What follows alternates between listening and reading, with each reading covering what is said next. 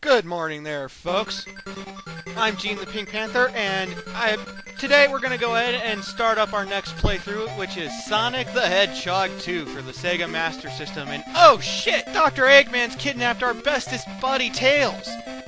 We'll learn more about Tails as this playthrough goes on. However, though, he's kidnapped him. That's no good. That's no good. We gotta go and save Tails. And for some reason, the start menu, right there, it never has any music. I don't know why. But anyway, let's kick this game off. Even though Tails is kidnapped, his picture is fucking everywhere.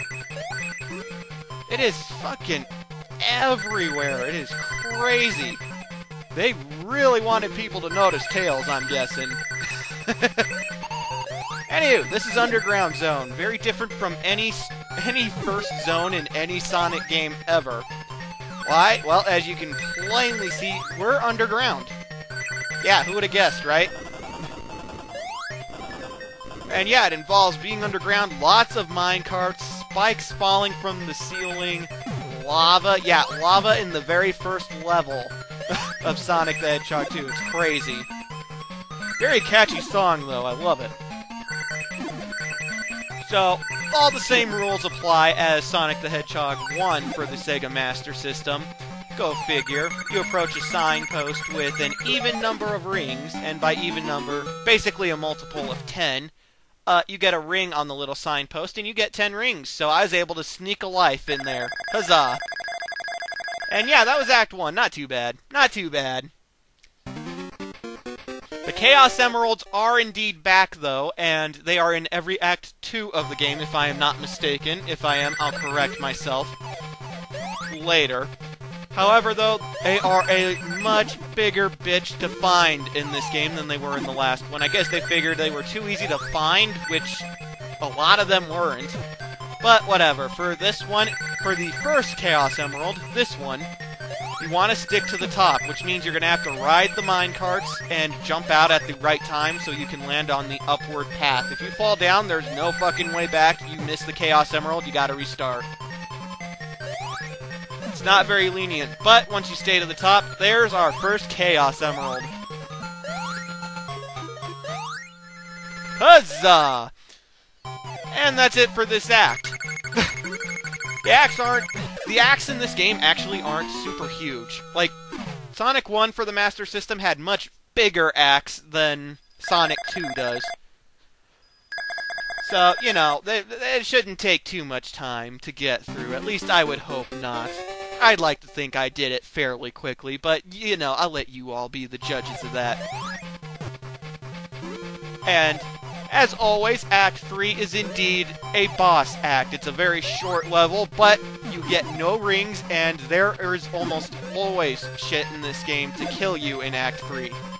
But anywho, let's keep heading right, and we'll run into the boss at some point, I'm sure, and here we go up the ramp, and oh shit, oh shit, oh shit, oh shit! What? Wait a minute, what? What? Dr. Eggman? What? Why the fuck did he save Sonic? Why did you save Sonic? You could have killed him! Ah, you dumbass. IQ of 300, my ass.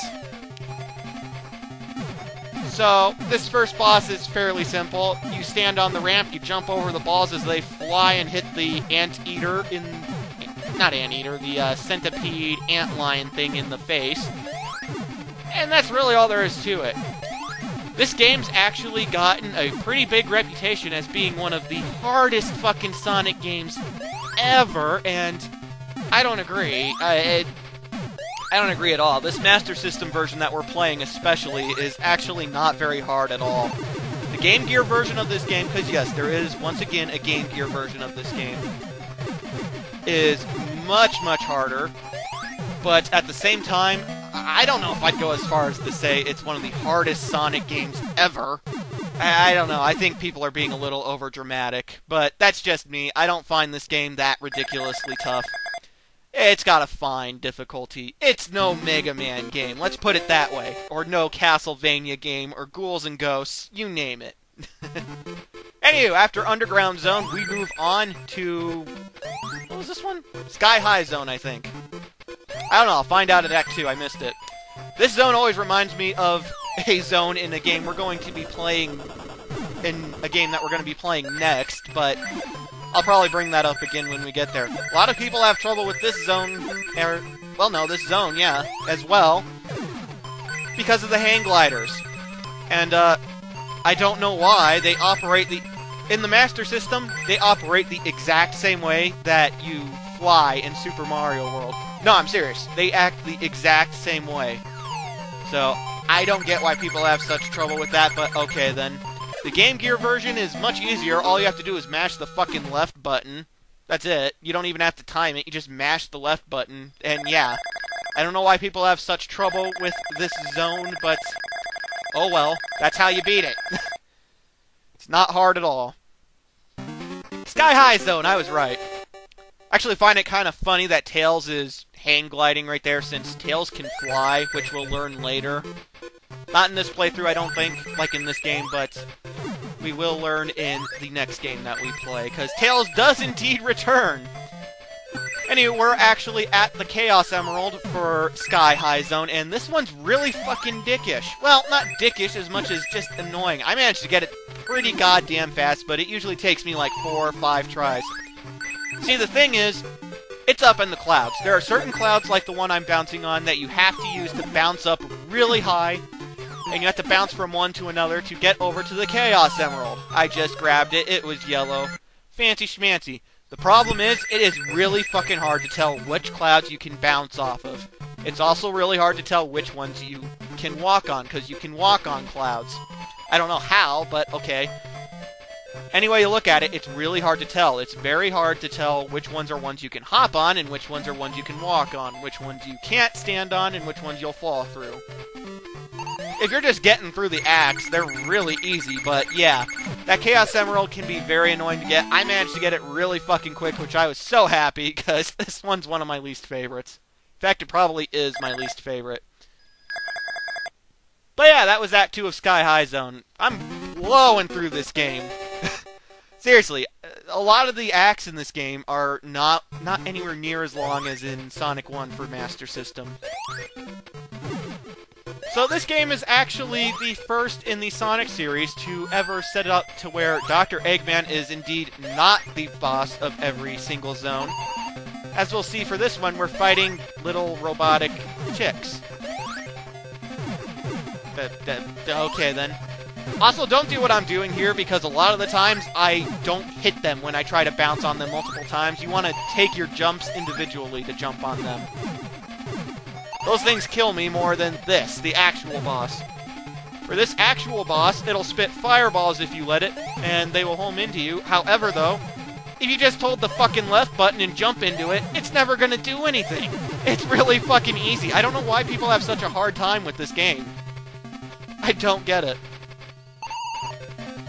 And huzzah! We destroyed the egg saucer, as I like to call it. Actually like that. It's not a regular roboticizer. I wish those things would make a return. Anywho, because I managed to do that in under frickin' what, 9 minutes? God damn. We're gonna move on to the third zone of the game. Aqua Lake, I believe it was called. Again, I'm missing the names for some reason, but again, this is a really easy act.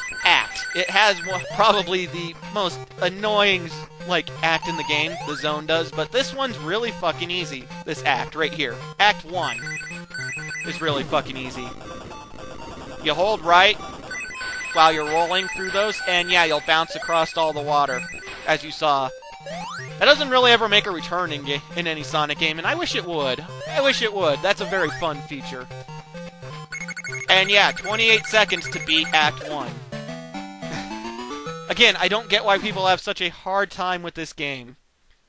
I will admit there are a couple of levels that are challenging, but they're still nowhere near the amount of difficulty that people make this game out to have. I don't understand it, but that's just me.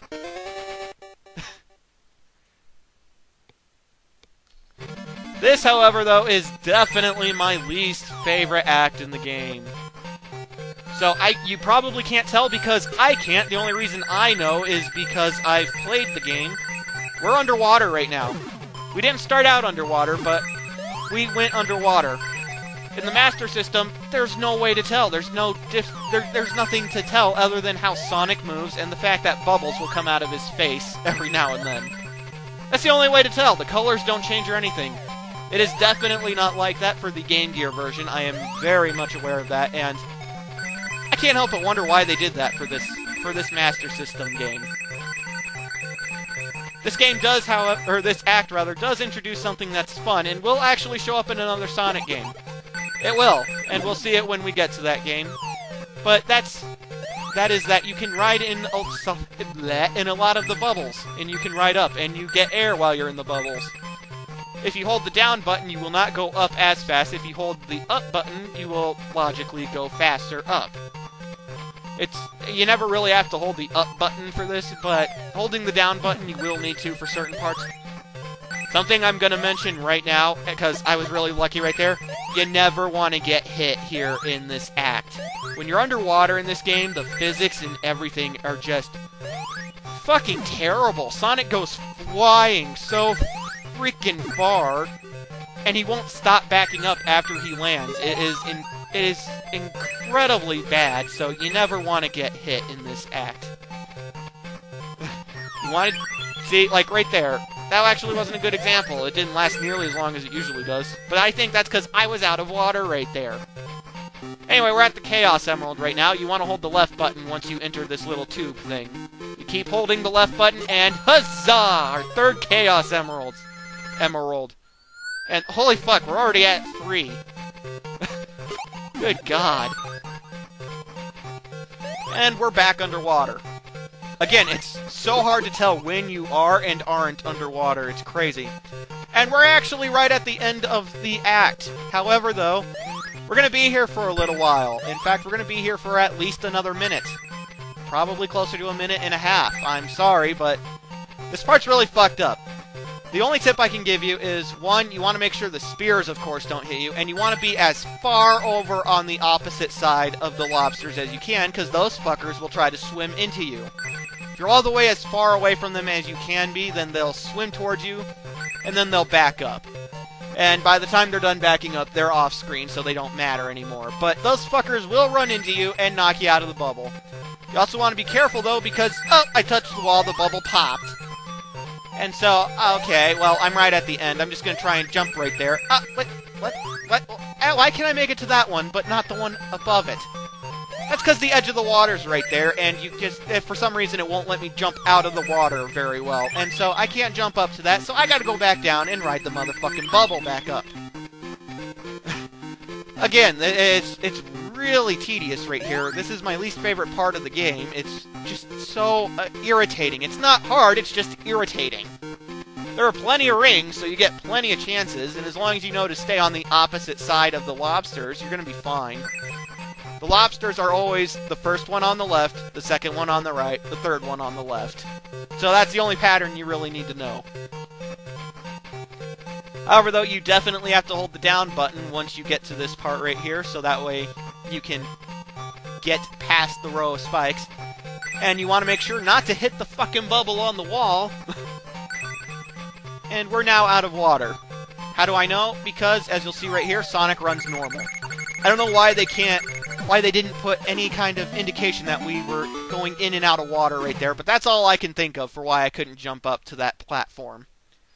Really, really stupid level. My least favorite in the game. Luckily, though, Act 3 is very quick, as all of Act 3's are. Well, I guess that's not true, but we'll see that. Anyway, again, hold down, roll across the water. It's fantastic. I love it.